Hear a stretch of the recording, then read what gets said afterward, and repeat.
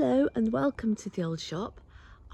Today the sky is very blue, as you can see, beautiful, and the trees in the garden are very bare, but I thought we could come out and have a quick look, and I mean a quick look because although it's sunny, it's very cold.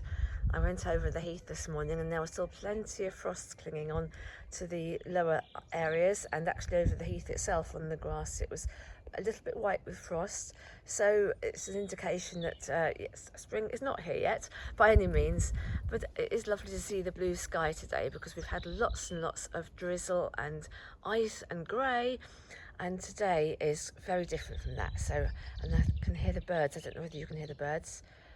I feel as if they're singing more today as well, which is lovely. So the garden is looking very bare in all sorts of ways, and in as much as I haven't actually been out here and done anything. It's not bare in terms of the things that spread readily, like the periwinkles here, because they just get on and do their own thing, and some of the other evergreens I can see have grown, like the cotoneasters. But in general, and actually even what you might call the weeds and the plants beneath the trees here have kept going, because although we have had some frosts and cold, it's not, I suppose, wintry in the sense of snow or anything like that. I wonder where he is. Let's see if we can find him under the ivy. Yes, I can. I think we're going to do a bit of cutting back here. He truly is a green man. I don't know if I can even get yes, I can. Now, did you ever see a green man than this one? At one point, he was just bare on the wall. If you look, he really has become a green man, because look how this ivy, this is his mouth and his tongue. I don't know if you're seeing this really, but it's actually got the ivy growing across it. So it's as if the ivy's coming out of the mouth as green men do. So yeah, I think it looks as if perhaps at some point a bit of cutting away of this ivy would be a good idea, so that he can have a good look at everything that's going on around him. But for now, I'll just let him be, gently and softly, keeping warm under the ivy during the colder days. Oh, before I go in, I better just tell you that I lost my microphone. I am going to get another one. I don't think I'm going to find it, but it means that this is why I'm just telling you now that the sound quality might not be as good as I would like this time, but I thought I'd rather just do the video anyway, and I'll do another one again soon once I get my new microphone and we can have a bit more of a face-to-face chat. But until then, I hope you'll enjoy the video that I've put together. I hope some of it's self-explanatory. I've put some little captions up, so hopefully that will help, and it's just a little flavour of the time. It was all really between sort of just before Christmas, the solstice, and New Year, and other things have happened since then, but I'll put them into the next video. Well, I'm just on my way in. It's not necessarily a very pretty sight out here, I have to say, but I'm going in and getting warm, and I'll no doubt get the fire made up as well, ready for later, because my fingers are starting to hurt. But I just wanted to make sure I did wish you a very happy new year. I know I won't be the first person to wish you that. It's been several days since the new year began, but nonetheless, I wish you all good things for 2025, and thank you so much for watching my little channel, The Old Shop.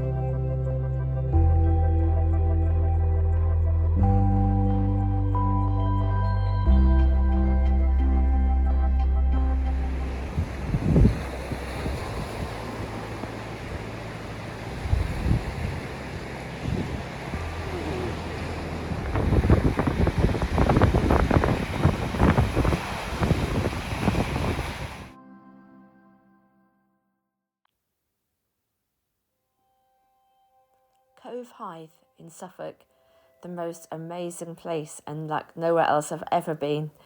Reeds, brambles, bracken, marram grass, fresh water, salt water, sand, they all meet together here. Not to mention trees that have been on top of the cliff once and gone down onto the beach and been twisted into fantastical shapes by the sea. Some of them are still upright, buried in the sand. Lots of them are burnt. I think there have been fires up on the cliff top because it's very vulnerable. A mandala washed away by the tides. And then the church, ruined church on the cliff top, with its amazing green men, wood roses and lions on the front, and very fierce angels. And how will we cook her, says Milder to Moulder? In pots and in pans, says John the Red-Nosed. Oh, that will not do then, says Milder to the Wren, says everyone. Where, oh where, says Robin the Bobbin. Where, oh where, says Richard to Robin. Where, oh where, says Jack of the Land. Where, oh where, says everyone. In yonder green bush, says Robin the Bobbin. In yonder green bush, says Richard to Robin. In yonder green bush, says Jack of the Land. In yonder green bush, says everyone.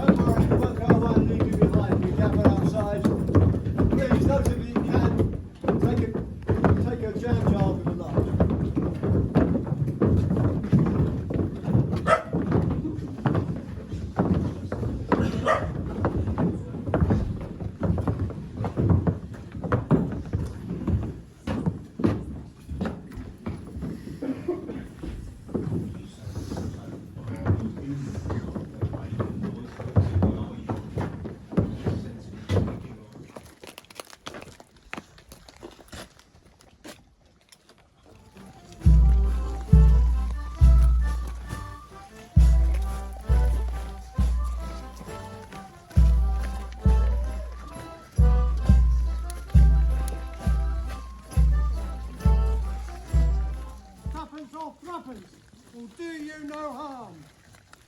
Up with the pots and down with the pans. Give us a penny to bury the wren.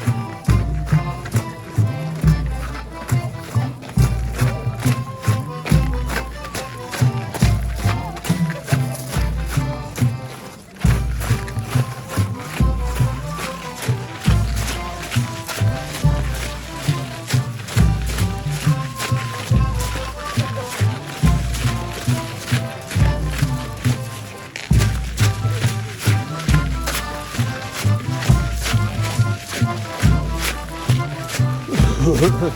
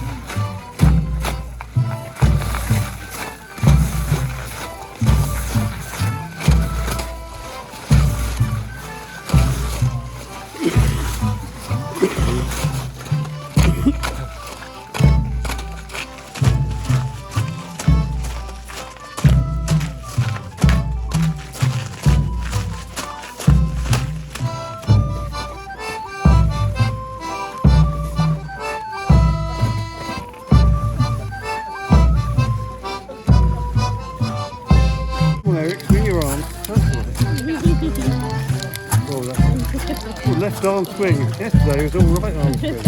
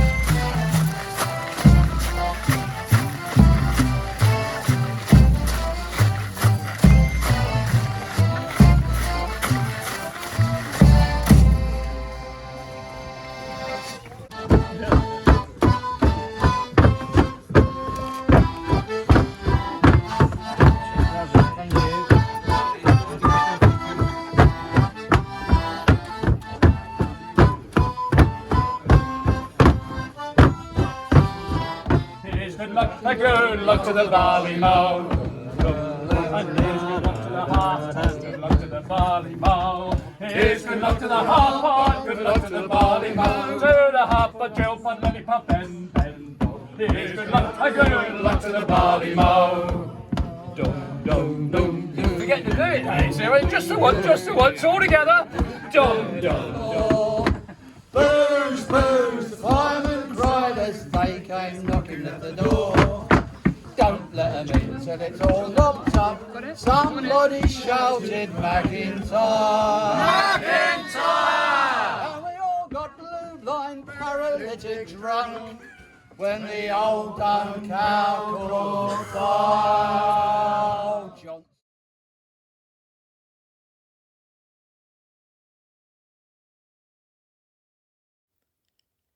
3 stones hold up the wounded slab. Touch them and you touch Ked. That Celtic mystic you will know by his signs. Shaven forehead, long hair flowing in the Essex wind. The liminal shore, Othona. Romans pacing the edge, holding close their deities. Epona maybe, as they were horsemen. Steeds stamped here, manes and tails streaming in the Essex wind. After the jingle and clatter of harness and hooves came Ked in his rough white habit, a life of simplicity. Stripped to the bones, well, here that's not hard to imagine. Blackthorn fingers prick the wind. Slow knuckles knock and rattle, while the chapel stretches to a sky that leadens and lightens, mottles and streaks, changing with every wisp of wind, so that you could stare all day. Did Ked gaze as we did while he wandered barefoot among whelks, clams and oysters, palely gleaming under the full moon, with a shh and a sharp little crack as his heel touched a brittle edge?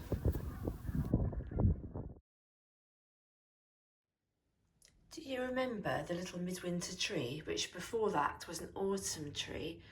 Well, now it's Twelfth Night. Well, actually it's Epiphany, because technically Twelfth Night is the evening of the 5th of January, and Epiphany is the 6th of January, which is 12th day. But a lot of people do use the same terms interchangeably, and you can either say Epiphany or 12th Night and mean the same thing. Anyway, today is January the 6th, which is traditionally the day that the 3 kings or wise men arrived at the stable and brought the gifts to Jesus. It's also the last day of Christmas, when you talk about the 12 days of Christmas and the time of misrule and merry mischief. And traditionally also it's a time when the tricksters ride and the wild hunt is out, and traditional beings like the Mari Lloyd, or in Norfolk the Icony, which are horse-like entities, ride and are active.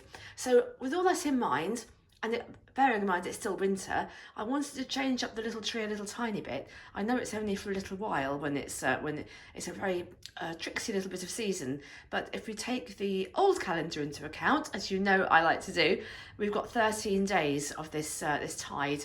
So I thought if I change things around now, and we'll leave them up until Old Epiphany, then it gives a few days to enjoy them. It's not going to be very different, however, because it's still winter, so I'm going to keep the icy, snowflakey reflective mirrors here, and I'm going to keep, which is mostly what the things are on here anyway, I'm going to keep the sparkly lights for the stars. And on here at the moment there's a robin. Obviously robins are still very seasonal, but I'm going to take the robin off just to make space for other things, so that the theme doesn't become too muddled, because they're very associated with Christmas. Already I had one of these brass, well, I suppose they're snowflakes really, but they're rather opulent brass golden coloured ornaments, and I only had one of them on there, but I have got a few others that were on the Christmas tree. So I'm taking the Christmas tree down today in time-honoured fashion, and so everything will be coming off it, of course. And there are, so I thought a couple of the other ones that were on there, I'll just show you here and here. I thought I'd put those on, and that will be 3 treasures, golden treasures for the 3 kings, I thought. I haven't gone as far as to go gold, frankincense and myrrh, although that is an idea. Might have a think about that, but for now the 3 will do the job. And I've also got, I'll show you a star, again off from the Christmas tree. It's a lovely beaded star. I think it was a fair trade African craft I bought many years ago, but it will be perfect to represent the star over the stable, which the wise men reached today. And on another sort of note, there's also a little brooch here, which shows the Icony, who's the Norfolk version of a festive os. I suppose you'd say festive, but anyway, a ritual os, as you have this tradition in many parts of the country, who comes out at the various festivals. And it's actually the black Icony who rides at this time of year, and the light Icony who rules the summertime. So it's actually a brooch, and I have tried to find a way of hanging it up. It doesn't hang straight, so I'm going to just, I think I'm going to be able to just push it onto the end of one of the twigs, hopefully, so you'll be able to see the Icony. And more, well, I say more traditionally, but an older iteration, well, arguably, because the Icony might have been there in waiting all this time to be discovered, who knows, but certainly there are big traditions around the Mari Lloyd, which in Wales is, as you can see, a very similar kind of spirit horse, who is taken from door to door and chases people around I believe around their homes and asks for treats and money, and in the way that, and I think sings a song, or the people following sing a song. If you look on YouTube, I think there's quite a few examples of that, so you might be interested to do that.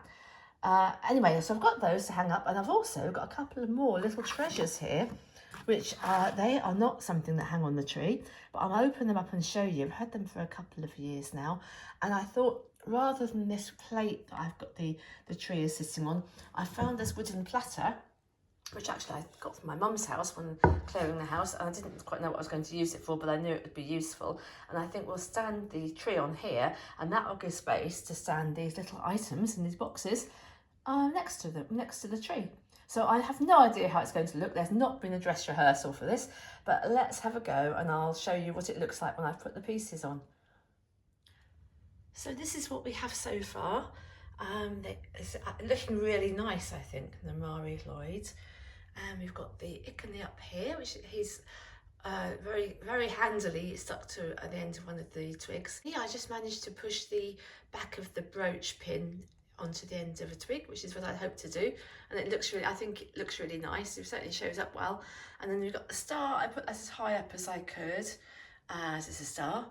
And then there are the three shiny, they're gold coloured brass ornaments here for the three wise men. One there, and one down there, and there's one around on the other side, which maybe I can show you through the branches, but I wanted to have things on all sides. Yeah, just behind, I don't know if you can see really, but a little bit of gold starry shape glinting behind everything else there. I took off the three robins. I discovered there were three little robins on there, and they've come off, and I've left, as I said I was going to, I've left the shiny mirrors on. And now all that's left to do, as I've stood it on the wooden platter here, is to unwrap or unbox these little, I'm looking forward to this actually, these little extras, I suppose I should call them. And I carefully put them back in the box last year and haven't undone them to look at since, because that's the way of things when you want to do things seasonally and be excited by the surprise all over again with the traditional moments in the year. So I shall just do that, and then I shall show you what's inside. So here's the clue, because the name is actually inside the box here, and wrapped up in this red tissue is a beautiful little figure of the Mari Lloyd. And it's lovely to see again, just down here. And so let's see what's in the other box. And this one's in yellow tissue, and underneath it says Hare-Headed Mummer. Now, a mummer, you may well have known about mumming plays mummers plays that were performed traditionally at different times of the year, and particularly Christmas and New Year was a time, and also Twelfth Night. So here we are. This little figure represents a person, a human, dressed up with a hare head, which would be, we know from medieval illustrations, is exactly what people used to do around this time of year. And again, one of these things where people went from house to house dressed up. One of the edicts given for the early Christians when they were still adhering to their pagan ways, which is actually very useful for us today to know what the pagan ways were. This was, I think, in the early 11th century, there were a whole set of prohibitions, and one of them was going about as a little, I think it was a little calf or stag on New Year's Eve. So that's this kind of figure, this kind of this kind of imagery. So I thought very eminently appropriate for the 12th night. I might just rearrange them a little bit on the plate, we'll see. And there it is.